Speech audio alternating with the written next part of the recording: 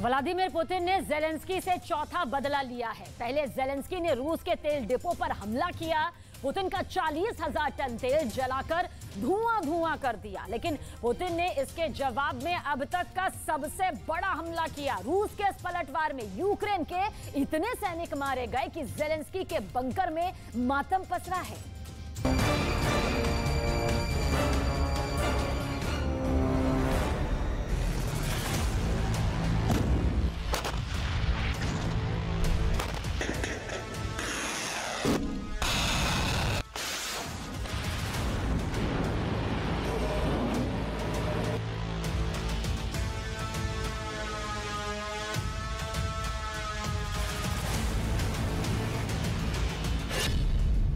Zelensky के वार पर Putin का सबसे खौफनाक पलटवार।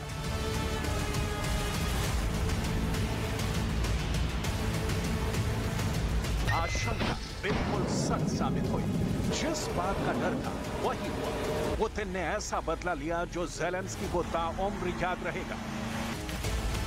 रूस की सेना ने यूक्रेन पर 5-10 नहीं, एक साथ 100 मिसाइलें दागी।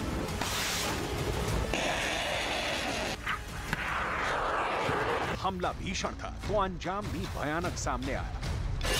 रूस के दावे के मुताबिक उसकी सेना ने 24 घंटे के अंदर यूक्रेन के करीब 500 सैनिकों को ढेर कर दिया है और इस तरह से क्राइमिया में तेल डिपो पर हमले का बदला पूरा हो गया। रूस की मिसाइलों ने पूर्वी यूक्रेन के इस इलाके का क्या हश्र किया, आप खुद देखिए। इमारतें मिट्टी में मिल गई, हरे भरे पेड़ जलकर राख हो गए। जिनकी आंखों के सामने धमाके हुए, वो दहशत की आप बीती सुनाकर अब भी सिहर उठते हैं। Кричу, давай бегом, одеваемся, выбегаем на улицу. Ну, успели, вот как вот оделся. Выскочили, говорю, что потеплее. Только не успели выбежать сюда в коридорчик. И случился взрыв. Меня и с ног позбивало, и окна повылетали. Дай бог, хорошо, что хоть не выскочили на улицу. Неизвестно, что бы было. ये यूक्रेन के पावलोराज का मंजर है, जहां पुतिन की सेना ने इतने बारूद उड़ाए कि सब कुछ पल भर में धुआं हो गया। ज़ेलेंस्की ने ऐसा क्या कर दिया कि पुतिन आग बबूला हो गए हैं। आपको वो मंजर भी दिखाएंगे। फिलहाल आप पुतिन के बदले की क्रूर कहानी सुन लीजिए। यूक्रेन ने क्राइमिया में तेल डिपो उड़ाने की हिमाकत की तो जवाब में रूस ने यूक्रेन के 480 जवानों को उड़ा दिया। यूक्रेन ने 200 टन गोला बारूद चला दिए, कई हिमार्स और ओरेगन रॉकेट को बर्बाद कर दिया, कम से कम 12 बख्तरबंद गाड़ियां जला डाली। रूस की न्यूज एजेंसी तास के मुताबिक उसकी सेना ने यूक्रेन के 4 UAV को भी ढेर कर दिया। इस पलटवार से ज़ेलेंस्की बुरी तरह से तिलमिला उठे। अब वो जल्द से जल्द रूस को जवाब देने का दम भर रहे हैं। पुतिन को कातिल और आतंकी बता रहे हैं। Робимо все можливе, щоб держава-терорист якнайшвидше відповіла за скоєне нею кожен, хто готує ось такі ракетні обстріли.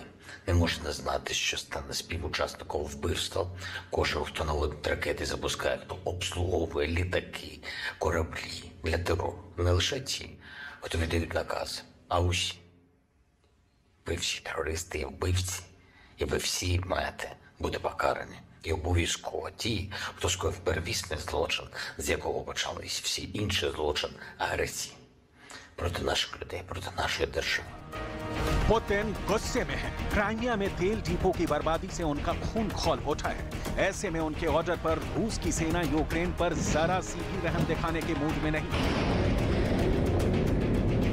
यही वजह है कि राजधानी कीव समेत यूक्रेन के ज्यादातर हिस्सों में एयर रेड अलर्ट जारी कर दिया गया है। यूक्रेन के लोगों से एयर रेड अलर्ट की अनदेखी न करने की अपील की गई है। दावे के मुताबिक रूस की सेना ने यूक्रेन पर क्रूज मिसाइलों से भी हमले किए। यूक्रेन पर रूस ने इतना बड़ा हमला क्यों किया, इसकी वजह भी समझिए। ये 29 अप्रैल की सुबह की तस्वीर है, जब क्राइमिया के सेवेस्तोपोल में रूस का ये तेल डिपो धू कर जलने लगा।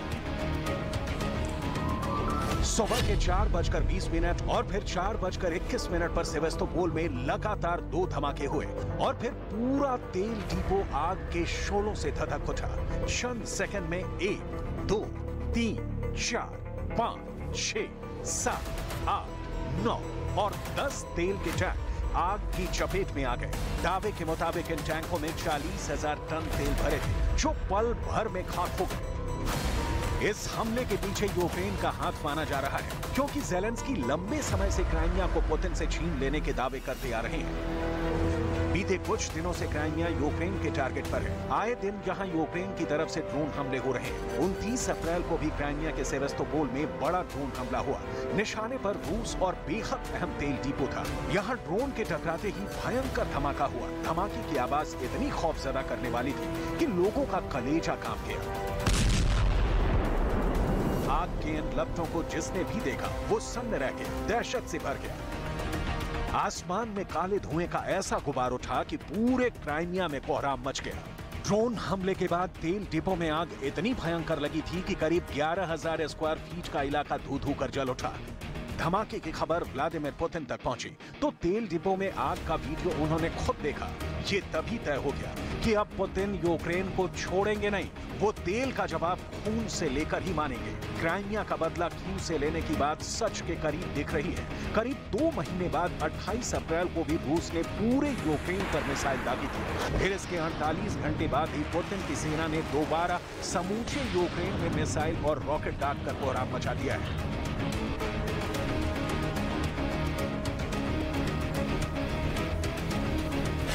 यूक्रेन के मीडिया के मुताबिक रूस ने इन हमलों को Tu-95 और Tu-160 जैसे खतरनाक बॉम्बर से अंजाम दिया।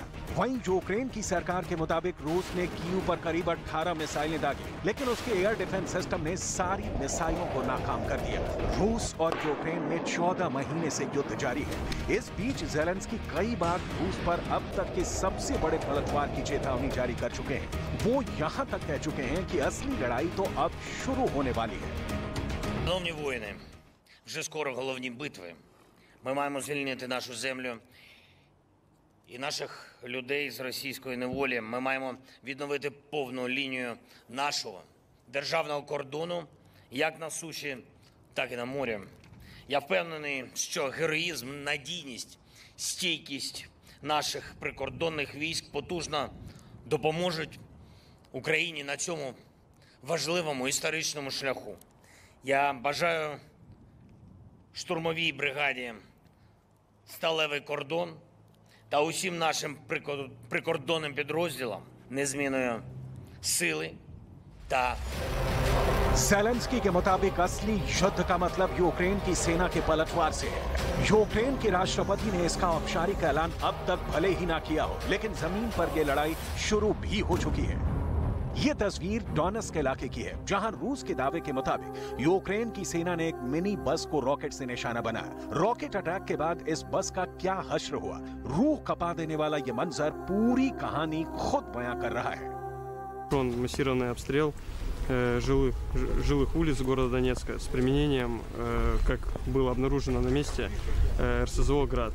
Непосредственно в данной маршрутке, которая следовала по своему пути, находились люди, мирные люди, среди них также имелись дети. Вот, все погибли. Водитель по счастливой случайности остался жив. ज़ेलेंस्की की आर्मी ने अगर डोनेट्स्क और क्राइमिया में हमला किया तो पुतिन की सेना ने पूरे यूक्रेन पर इतने बारूद बरसाए कि शहर शहर वॉर सायरन के शोर से सनसनी मची है।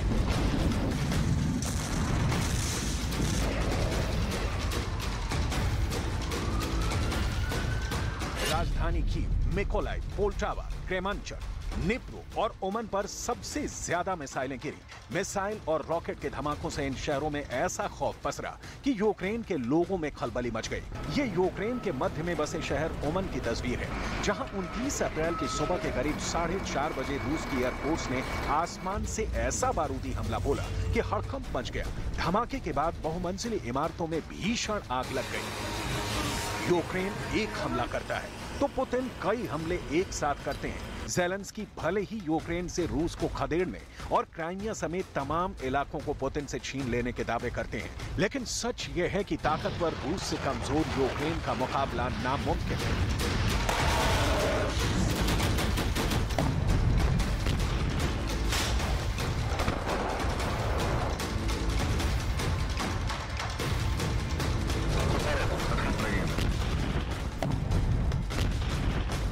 युद्ध के मैदान में यूक्रेन नाटो देशों से दान में मिले हथियारों के बूते टिका है। जंग के 400 से ज्यादा दिन हो गए, लेकिन अब खाली हथियार गोदाम और खोखले एयर डिफेंस सिस्टम की सच्चाई से ज़ेलेंस्की खुद भी मुंह नहीं मोड़ सकते।